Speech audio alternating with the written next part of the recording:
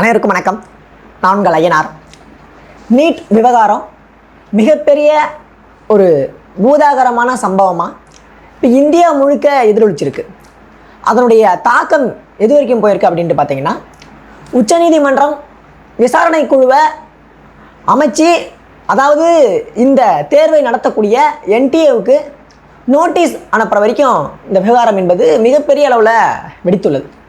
இதனுடைய பின்னணி என்ன, எதன் காரணமாக இப்போ நீட்டை எதிர்த்துட்டு இருந்த தமிழ்நாடு தவிர்த்து மற்ற மாநிலங்களும், இல்லை ஒட்டுமொத்தமாக காங்கிரஸ் அப்படின்றத தவிர்த்து, இந்தியா கூட்டணி அப்படின்றத தவிர்த்து எல்லா கட்சிகளும் இப்போ நீட்டின் மீது மிகப்பெரிய ஒரு தாக்குதலை நடத்தியுள்ளார்கள் அப்படின்றத பார்க்க முடியும்.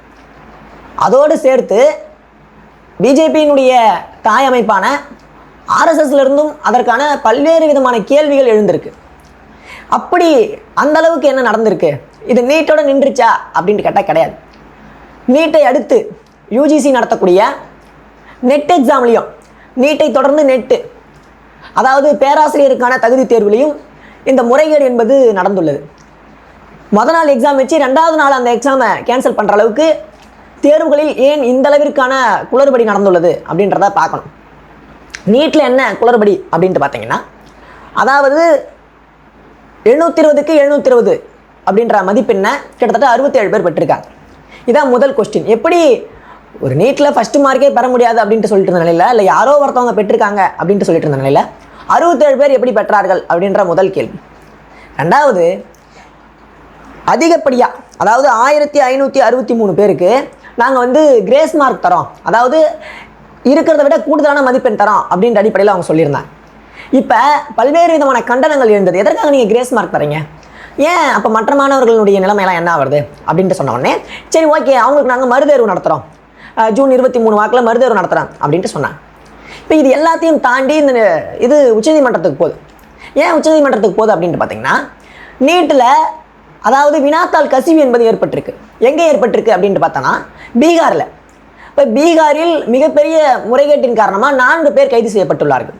இப்போ அந்த மாணவர் என்ன சொல்கிறார் அப்படின்ட்டு பார்த்தீங்கன்னா, அனுராக் யாதவ், அந்த மாணவர்கிட்ட கேட்குறாங்க, பா உனக்கு கொஸ்டின் பேப்பர் எப்படி கிடச்சிது அப்படின்ட்டு. மாணவர் சொல்கிறாரு, என்னுடைய மாமாவின் மூலயமா எனக்கு கிடச்சிது. என்னைக்கு கிடச்சிது அப்படின்னு கேட்டால், முதல் நாளே நீட் எக்ஸாமுக்கு முதல் நாளே எனக்கு வந்துருச்சு. அந்த எக்ஸாமுக்கான ஆன்சரையும் கொடுத்துட்டாங்க. அதை நான் ப்ராக்டிஸ் பண்ணிட்டு போனேன். அடுத்த நாள் போயிட்டு பார்த்தா அதே கொஸ்டின் தான் இருந்துச்சு. அதனால் நான் ஆன்சர் பண்ணிட்டு வந்துட்டேன் அப்படின்ட்டு சொல்கிறேன்.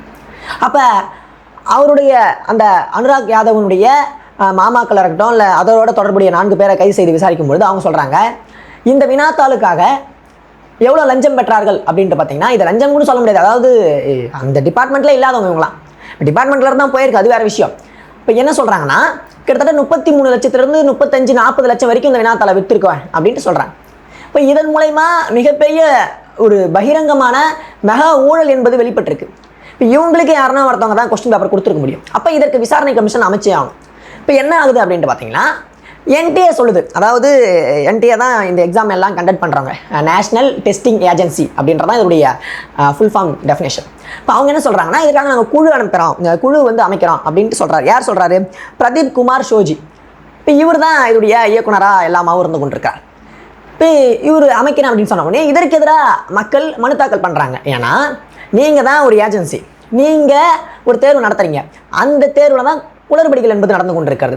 அதாவது தேர்வு வினாத்தாள் கசிவிலியாக இருக்கட்டும், இல்லை கிரேஸ் மார்க் கொடுக்கறதா இருக்கட்டும், இது போன்ற பல்வேறு சம்பவங்கள் நீங்கள் நடத்தக்கூடிய தேர்வில் தான் நடந்துட்டு இருக்கு. இப்போ நீங்கள் அமைக்கக்கூடிய குழு எந்த லட்சத்தில் விசாரணை பண்ணோம் அப்படின்ட்டு இதற்கு எதிரான மனுக்கள் உச்சநீதிமன்றத்துக்கு போகுது. இப்போ தான் உச்சநீதிமன்றம் இந்த கேஸ் எடுத்துக்கு ஓகே அப்படின்ட்டு, கரெக்ட் தானே, இதனுடைய வாதம் சரியாக தானே உள்ளது. அப்போ உச்சநீதிமன்றம் என்ன சொல்லுது அப்படின்ட்டு பார்த்தீங்கன்னா, விசாரணை குழுவை அமைக்குது. அதாவது இவங்க சரியாக செயல்படுறாங்கன்னா இந்த விசாரணை குழு சரியாக செயல்படுமா அப்படின்ட்டு அது தொடர்பான பல்வேறு விதமான விசாரணைகளை நடத்த இவங்களுக்கு நோட்டீஸ் அனுப்புகிறாங்க. யாருக்கு? என்டிஏவுக்கு உச்சநீதிமன்றம் நோட்டீஸ் அனுப்பியிருக்கு. இந்த கேஸை மறுபடியும் தள்ளி வச்சுருக்காங்க. இதோட முடியல. கேஸை அதாவது இந்த விசாரணையோட முடிஞ்சிருச்சு, உச்சநீதிமன்றம் நோட்டீஸ் விட்டதோட முடியுமா அப்படின்னு கேட்டால் கிடையாது. இப்போ என்ன ஆகுது அப்படின்ட்டு பார்த்தீங்கன்னா, இது தொடர்பாக பல்வேறு விதமான அரசியல் கட்சிகள் கேள்வி எழுப்புறாங்க. இப்போ நீட்டில் இங்கே தமிழ்நாட்டினுடைய சுச்சுவேஷன் வேறு ஒன்று, நீட்டே தேவையில்லை அப்படின்னு சொல்கிறவங்க நம்ம. இப்போ அதை தவிர்த்து ஏபிவிபி போன்ற அமைப்புகள் கேள்வி எழுப்புது. ஏபிவிபி யார் அப்படின்ட்டு பார்த்தீங்கன்னா, அது ஆர்எஸ்எஸ்னுடைய மாணவர் அமைப்பு. நீங்கள் கல்லூரிகள்லாம் பார்த்தீங்கன்னா எஸ்எஃப்ஐ அப்படின்ட்டு இருக்கும். எஸ்எஃப்ஐனா இவங்க இந்த பக்கம் கம்யூனிஸ்ட் பார்ட்டி வச்சிருக்கக்கூடிய மாணவர் அமைப்பாக இருந்து கொண்டு இருக்கிறது. அப்போ அதே போல் அதற்கு எதிராக ஏபிவிபி, நீங்கள் எங்கே பார்த்தீங்கன்னாலும் ஜாயின் ஏபிவிபி அப்படின்ட்டு போட்டிருப்பாங்க. அதாவது ஆர்எஸ்எஸ் தாய்னா அவங்க மாணவர் அமைப்பு, அது தொடர்பான சிந்தாந்தங்களை வளர்க்குறதுல முக்கிய பங்கு ஆற்றுவாங்க அவங்களும். அப்போ அதனுடைய தேசிய பொதுச் செயலாளராக இருக்கக்கூடிய யாக்வால்கியா சுக்லா அப்படின்றவர் ஒரு பேட்டி கொடுக்குறார். எதுக்கு பேட்டி கொடுக்குறாரு பார்த்தீங்கன்னா, ஒரு செய்தி நிறுவனத்துக்கு, த வயர் நிறுவனத்துக்கு பேட்டி கொடுக்குறார்.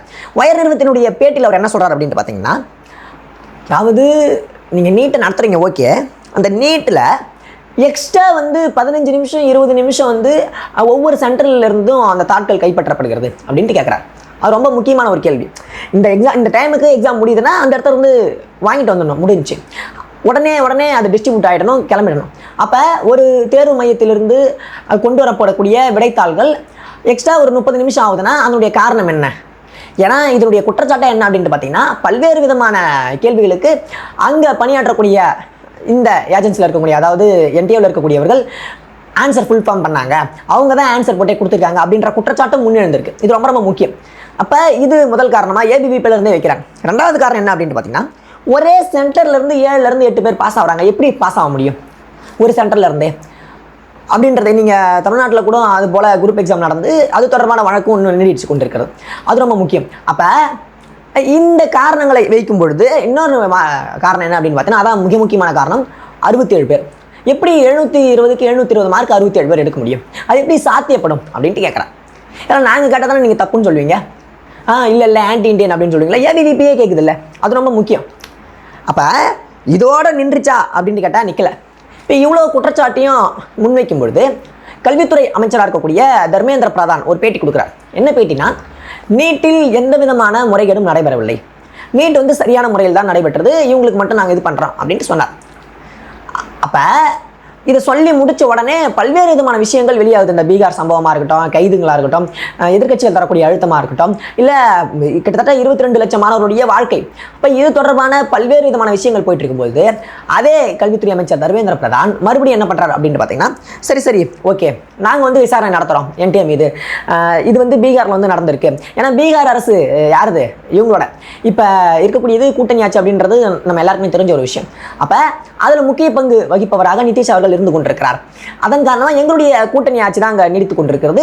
அதன் மூலயமாக, நிதிஷின் மூலயமாக அங்கே இருக்கக்கூடிய காவல்துறையினரிடமிருந்து நாங்கள் உரிய விசாரணையை நடத்துவோம், அதற்கான தகவல்களை சேகரிப்போம் அப்படின்ட்டு அவர் சொல்லியிருக்காரு. அதாவது எப்படி பாருங்க, ஒரு கூட்டணி ஆட்சியில் இருந்து கொண்டிருக்கிறோம், கூட்டணி ஆட்சியின் மூலயமா நாங்கள் வளப்படுத்துவோம் அப்படின்னு சொன்னால் பரவாயில்ல, கூட்டணி ஆட்சியில் தப்பு நடந்து போச்சு, நடந்துருச்சுங்க, அதன் மூலமா நாங்கள் இதுவாக கரெக்டாக வாங்கிடுறோம், அதாவது மற்ற நடக்க விடாமல் பண்ணுறதை தவிர்த்துட்டு பண்ணிட்ட பிறகு அதை நாங்கள் சரி பார்த்துடுறோங்க அப்படின்னு சொல்கிறார். அதே தர்மேந்திர பிரதான் ஏன் முதல்ல தவறான ஒரு விஷயத்தை சொல்லணும்? அது ரொம்ப முக்கியம் இல்லை. இப்போ மாணவனுடைய வாழ்க்கையில் விளையாடுறதான் காரணமாக இருந்து கொண்டிருக்கிறது. நீங்கள் அங்கே இருக்கக்கூடிய டேட்டாஸை வாங்குறதா உங்களுக்கு இப்போ முக்கியமான வேலை? இந்த மாதிரியான விஷயங்களை நடக்க விடாமல் பார்க்குறது தானே உங்களுடைய வேலை. அதுக்கு தானே அமைச்சகத்திலிருந்து இந்த அளவிற்கான ஒரு செக்யூரிட்டியான ஒரு மிகப்பெரிய அச்சுறுத்தலான ஒரு நிலைமை தானே இருந்து கொண்டிருக்கிறது. இங்கே எங்கே செக்யூரிட்டி இருக்குது அப்படின்றதான் கேட்குறோம் நாங்கள். இப்போ இதோட நின்றுச்சா அப்படின்ட்டு பார்த்தீங்கன்னா, எதிர்க்கட்சிகள் குற்றம் சுமத்துறாங்க. எதிர்க்கட்சிகளுடைய குற்றம் இது எல்லாத்தையும் தாண்டி என்னவா இருக்குன்னா, நடத்தக்கூடியது என்டிஏ. என்டிஏவில் இருக்கக்கூடியவங்களாம் யார்? என்டிஏவில் இருக்கக்கூடிய முதன்மை பொறுப்பில் இருப்பவர்கள் எல்லாம் ஆர்எஸ்எஸ்ஐ சார்ந்தவர்கள். அவர்களுடைய ஆட்கள் தான் உள்ளே இருந்து கொண்டிருக்கிறார்கள். வினாத்தாள் கசிவு என்பதே அவர்கள் மூலயமாக தான் நடைபெற்றிருக்க வாய்ப்புண்டு அப்படின்ட்டு ராகுல் காந்தி முதலானோர் குற்றம் சுமத்துறாங்க. அவர் அந்த குற்றச்சாட்டை திரும்ப முன்வைக்கிறார். இப்போ இவங்களே தேர்வு வினாத்தாள் கசிவு விடுறாங்க, அவங்களுக்கு தேவையான ஆட்களை தேர்ந்தெடுத்துக் கொள்கிறார்கள். இல்லை யார் பணபலம் பெற்றவர்களாக இருக்கிறார்களோ அவர்கள் அதிகப்படியான விலை கொடுத்து அந்த வினாத்தாள்களை வாங்கி அதில் வெற்றியடைந்து விடுகிறார்கள். அதன் மூலயமா அவங்களுக்கு என்ன கிடைச்சிடும்? ஃபஸ்ட் மார்க் எடுக்கிறவனுக்கு தானே அவங்க விருப்பப்பட்ட கல்லூரியில் சேர முடியும். அப்படின்னும் பொழுது 35 லட்சம் கொடுத்து நான் கொஸ்டின் பேப்பரை வாங்கி படிச்சுட்டு எக்ஸாம் எழுதி நான் ஃபுல் மார்க் வாங்கிட்டேன்னா எனக்கு எங்கே சீட் கிடைக்கும்? 720க்கு 720னா நான் எந்த கல்லூரியில் விருப்பப்படுறனோ அந்த கல்லூரியில் போயிட்டு சேர்ந்துக்கலாம். இப்போ இந்தியாவின் மிக முக்கியமான கல்லூரிகளில், அதுவும் அரசு கல்லூரிகளில் சேருவதற்கான வாய்ப்பு என்பது எனக்கு இருக்குது. இப்போ பூரா செலவையும் அரசை ஏற்றுக்கும், நான் போயிட்டு கவர்மெண்ட் காலேஜில் படிச்சிடலாம். ஓகே, இதுக்கு மேலே எனக்கு எந்த பிரச்சனையும் கிடையாதுல்ல. நான் ப்ரைவேட் இன்ஸ்டியூட்டில் இத்தனை லட்சம் கட்டி படிக்கணும்னு எனக்கு கிடையாதுல்ல. அதுக்கு நான் முன்னாடியே இது பண்ணுறேன்னா இந்த அளவிற்கான ஒரு சம்பவத்தை நடைபெற்றிருக்க வாய்ப்பு இருக்குது. இப்போ இந்த அளவிற்கான ஒரு சம்பவம் நடைபெற்று விட்டது அப்படின்னா இதுக்கு காரணம் யார்? நீங்கள் தானே இதுக்கு எல்லாத்துக்கும் வழிவகுக்கிறீங்க. ரொம்ப ரொம்ப முக்கியமான விஷயம் இல்லைங்க. நீங்கள் நீட் வேணும்னு சொல்கிறீங்க, இன்னும் என்ன சொல்கிறீங்க அப்படின்னு பார்த்தீங்கன்னா, தகுதியின் அடிப்படையில் தான் ஒருத்தர் வந்து மருத்துவர் ஆகணும் அப்படின்னு சொல்கிறீங்க. இங்கே தமிழ்நாட்டில் பார்த்தீங்கன்னா தகுதியின் அடிப்படையில், இங்கே இருக்கக்கூடிய சமூக நீதியின் அடிப்படையில் எல்லாரும் டாக்டர் ஆகிட்டு இருந்தாங்க. அதிகப்படியான மதிப்பெண் பெறுபவர்கள் எந்த ஒரு ஜாதியிலிருந்து வந்தாலும் அவங்க போகலாம் அப்படின்றது இருந்துச்சு. இப்போ எப்படி நான் ஏன் வந்து சமூகத்தை குறிப்பிட்டு சொல்கிறேன் அப்படின்ட்டு பார்த்தீங்கன்னா, எந்த சமூகம் நீட்டுக்கு படிக்குது அதான ரொம்ப முக்கியம். ஏங்க 4 வருஷம் ஒருத்தவங்க கோச்சிங் சென்டர்லேருந்து படித்து போகிறவனும் 12th முடிச்சுட்டு 1 வருஷம் போயிட்டு எழுதணும்னு ஒன்றாங்க. அப்போ 2 வருஷம் 3 வருஷம் படிப்பதற்கான வாய்ப்பை எந்த சமூகம் கொடுக்குது? உயர்தட்டில் இருக்கக்கூடிய சமூகங்களாகிய நீங்கள், முன்னேறிய வகுப்பினராகிய நீங்கள், பணவசதி உள்ள நீங்கள் அங்கே போயிட்டு ஒரு சென்டரில் கோச்சிங் சென்டரில் பணம் கொடுத்து 2 வருஷம் கேப் ஆனாலும் பரவாயில்லன்ட்டு இருந்து படிக்க முடியுது. ஆனால் இங்கே இருக்கும் அப்படியா? 12th முடிச்சோடனே எதனா ஒரு காலேஜ் சேரணும், அடுத்த வேலை சோத்துக்கு வழியில்லாத எதனா சேர்ந்து படித்து முடிச்சு ஒரு வேலைக்கு போகலான்னு தானே இருக்கும். அப்படி தானே எல்லாம் பயணித்து கொண்டிருக்கிறோம். இப்போ ரெண்டுத்துக்குமான டிஃப்ரெண்ட் இதுலேயும் வந்து வருது இல்லை கம்யூனிட்டி. இவ்வளோ பெரிய பிரச்சனையை உள்ளடக்கியதாக நீட் என்பது இருந்து கொண்டிருக்கிறது. ஒரு சாதாரண விஷயமா அதை கடந்து போக முடியுமா அப்படின்னு கேட்டிங்கன்னா கடந்து போக முடியாது. இது தொடர்பான பல்வேறு விதமான விசாரணைகள் என்பது நடத்தப்பட வேண்டும் அப்படின்றதான் அனைத்து தரப்பு மக்களினுடைய கோரிக்கையாக இப்பொழுது வந்துள்ளது. அதாவது நீட் வேணாம் அப்படின்ட்டு தமிழ்நாடு மட்டும் சொல்லி கொண்டிருந்த வேலையில் அதனையெல்லாம் தாண்டி இப்போ அகிலேஷ் அவர்கள் முதற்கொண்டு பேச ஆரம்பித்துள்ளார் அப்படின்றது வரவேற்க தகுந்த ஒரு நிகழ்ச்சியாக இருந்து கொண்டிருக்கிறது. உங்களுடைய கருத்துக்கள் என்னவா இருக்குது அப்படின்றத நம்மளுடைய கமெண்ட் செக்ஷனில் கமெண்ட் பண்ணுங்கள். தொடர்ந்து நம்ம சேனலோட இணைந்திருங்கள். நன்றி, வணக்கம்.